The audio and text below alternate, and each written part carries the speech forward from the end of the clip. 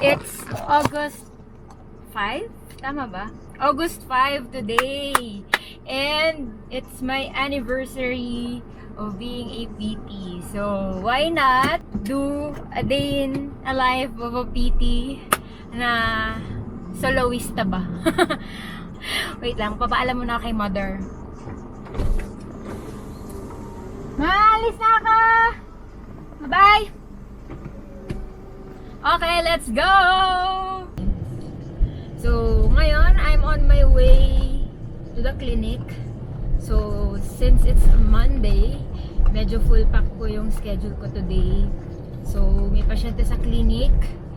Tapos, mamaya, meron din akong dalawang home care patients. So, full pack for today. And, sabi ko nga, it's, ano ba yan? Anniversary ng aking pagiging licensed physical therapist. Gusto ko talaga i-highlight yung license kasi naalala ko dun sa TikTok video, parang may post ako sa TikTok, diba, na ginagawa ko as APT. Tapos may isang comment, sabi, may license po ba kayo sa PRC? So, hindi naman po to brag, pero yun kasi yung parang sa amin, parang culmination ng pag-aaral mo for 5 years. Na after 5 years mo mag-aral, you take your exam and board exam para makakuha ka ng lisensya. Kumbaga, license to treat. Yun yung pinaka-way mo para makapasok ka sa professional world. Kaya nga po, parang ano siya, it's an achievement for us. And to say na 10 years ago, gosh, 10 years ago na akong nagkaroon ng lisensya. So, I feel honored and happy. Especially now na, yun nga, parang I am on a different, let's just say, career path, no? So, still a physical therapist, pero more on like a self-employed, freelance, na may business side, tapos may konting creator side, content creator side. So, parang I'm just happy. And actually parang oh yan, singit ko na kasi Olympic season, 'di ba? Just today, parang sa balita, nagkaroon ng 2 gold medal si Carlos Yulo. So parang yung pagkuha ng lisensya sa akin, pagkakaroon ng gold medal. Oh, yun. Ganun po yung feeling na magkaroon ng lisensya. Good morning! Hi! Okay, pawis na agad, no? Tamo, hulas-hulas na.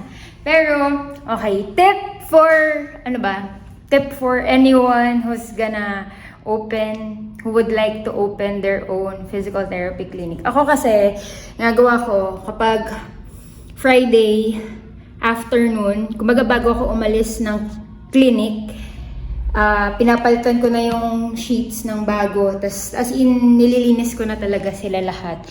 Para pagpasok mo, not just every Friday actually, parang every end ng duty, make sure na aftercare malinis lahat. Kasi parang ang sarap pumasok sa umaga na, uy, chill ka lang. Na wala ka masyadong iisipin. Kesa yung pagpasok mo sa umaga, doon ka palang magwawalis and everything. So, ako, chill lang. Para naayos ko na yan dyan. O, diba? Ganun. Another tip for PTs na, lalo na yung mga nag-home care ganyan.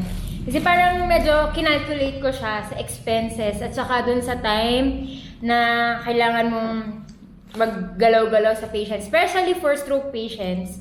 So, meron akong electrode pads na rubberized, tapos lalagyan mo siya ng gel, tapos lalagyan mo siya ng micropore, diba?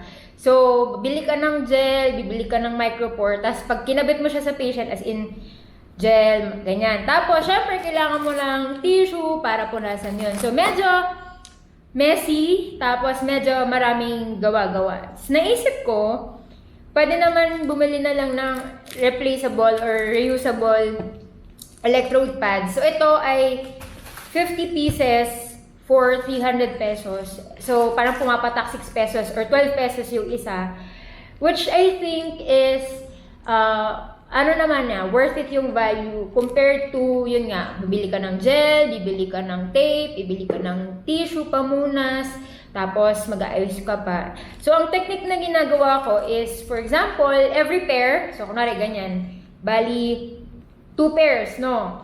Para sa isang pasyente. Parang pinaplastic ko na siya na magkasama. So, every time na gagamitin ko dun sa particular patient, eto na lang. And then, kapag kakatapos, ini-sprayan ko lang ng konting alcohol or pinupunasan ko lang ng konting-konting water para lang medyo mawala yung mga skin flakes. Minsan kasi dry yung skin ng mga pasyente. Or para yung mga buhok na dumikit, ganyan, mawala lang siya.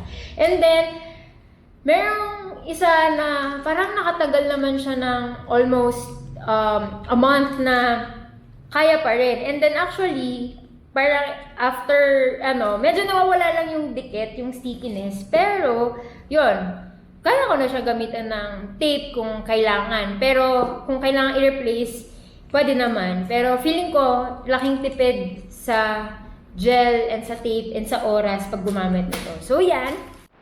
Hi! Tapos na po tayo sa pasyente. Time check, it's 12:08.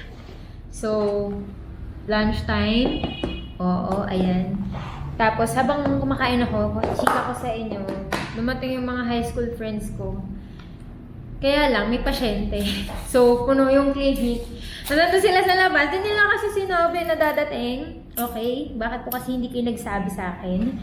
Para, alam ko.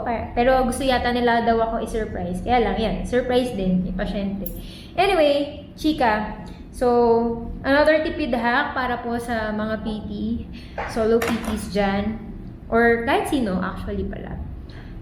Magbaon ng lunch. Kasi laking tipid kesa magpa-deliver or bumili, di ba? Kain tayo. May dessert akong lemon square cupcake. Favorite snack ko yan. Nasaan na? Ito. Favorite baon. Tsaka kakobina. As always. Ay, tsaka Ogoy. Same, from Noceda Bakery. Good. Kain muna ako. Okay, so, ayan, I'm on my way to my first home care patient for the day. And, medyo nasa biyahe tayo. And naisip ko, share ko sa inyo yung story. Since ngayon yung araw na nakuha ko yung lisensya ko. So, naisip ko, share ko sa inyo yung story.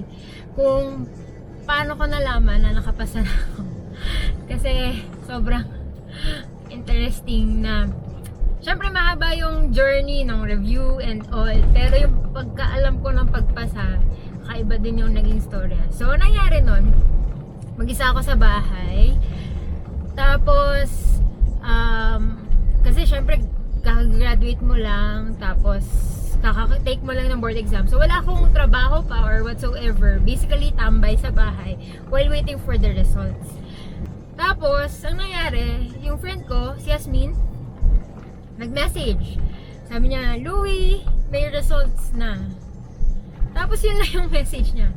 Walang congratulations whatsoever, walang follow-up. Pero, nagets ko naman yung intention na feeling ko, gusto niya na. Siyempre, ako yung titingin. Siyempre, iba yung thrill na ako yung titingin sa pangalan ko mag-isa, diba? Pero, nagkataon naman ng mga panahong yun, naka-pocket wifi lang kami. So, mabagal yung internet. Pag August, diba, tag-ulan. So, mahina yung signal, hanap ko pa ng bintana, ganyan and all. So, ang nangyari, tinext ko si bro. Sabi ko, bro, baka naman pwedeng i-check mo yung tawag dyan, yung website ng PRC. Check mo kung may results na daw ng PT, ganyan. Pwede paka-check and all. Tinext ko si bro. Sabi ni bro, okay, ganyan. Tapos, ang tagal niya, bago mag-reply, hindi siya nag-reply agad. Yung pala, ay, nag-post na siya sa Facebook.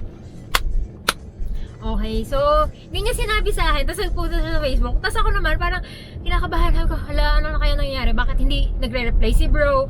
Bakit ganun lang yung message ni Yasmin? So, lalaki na yung ulo mo sa kakaisip ng ganyan. Buti na lang, tumawag si Tita Liz sa akin, parang tita ko, na sabi niya, "Oy ate, congratulations, pumasa ka na." Parang, sa wakas, kasi si kuya, tinext ko, hindi naman nag-reply. So, anyway, wait lang. Nandito na po pala ako sa destination ko. Ay. Good afternoon po. Doon pa rin, ma'am. Yes po. Ayun. Hello po. Thank you.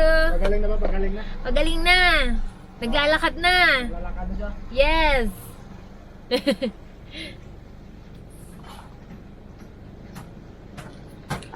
Chika natin sa mga guard. Anyway, mamaya na po ulit yung tuloy ng kwento. Pero yun na. Yun lang yung trial. Char. Sige. See you ulit later, maybe. Punta muna ako sa pasyente ko. Ha? Bye! Check, it's 4:30. Tapos na po ako sa aking last home care patient. Pero ngayon ay hindi pa ako pauwi. Dadaan muna ako ng Jollibee. Kasi wala lang. To celebrate my 10th anniversary as PT, di ba? Pak. Wala na po akong masabi. Dahil tapos na yung day ko, okay, pauwi na ako ng bahay para kumain ng Jollibee and celebrate with my family. Thank you for coming with me today and celebrating my 10th anniversary. Charot! Ano pa ba? Yun na lang siguro. Wala na akong maisip. I'll be back pag may ulit, interesting things na ang gusto ko i-share. Charot. But anywho, that's it for me today. Thank you for watching and I'll see you on the next one. Bye!